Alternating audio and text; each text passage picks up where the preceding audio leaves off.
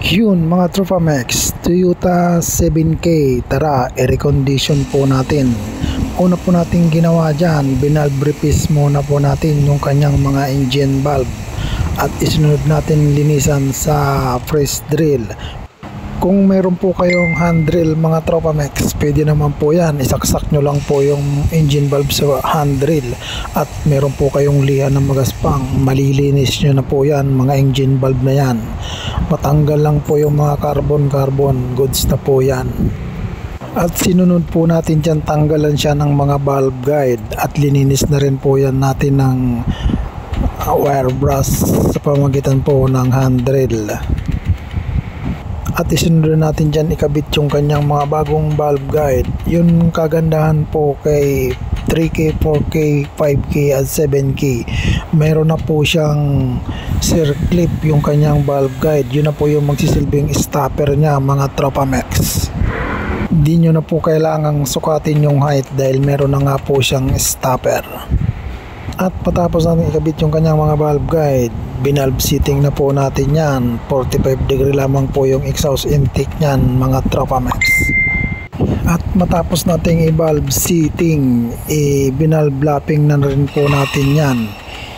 Ginamitan na lang po natin yan ng hand drill para mabilis po tayong matapos sa pagbabalve lapping.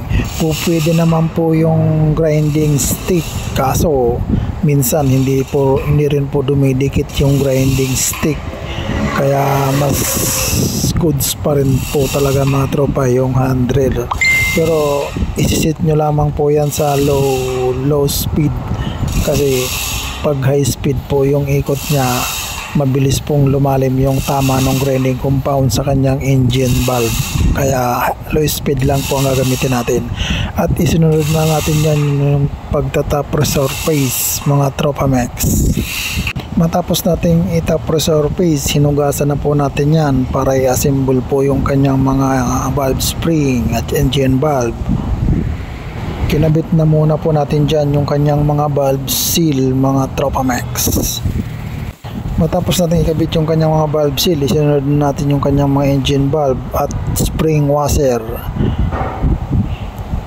At syempre yung mga spring mga tropa para ikabit naman natin yung kanyang mga valve lock. Diyan lang natin kinakabit sa press drill yung pagkakabit ng valve lock. Napakabilis po niyan mga Tropa Max. At kasunod niyan, ibinalot na po natin yan, ready to deliver na sa ating tropang mekaniko. At yun, hanggang dito na lamang mga tropang maikling video nito. Marami pong salamat, palaging pananaw po dyan at pa-share na rin kung inyo pong naibigan. Marami pong salamat. God bless you all.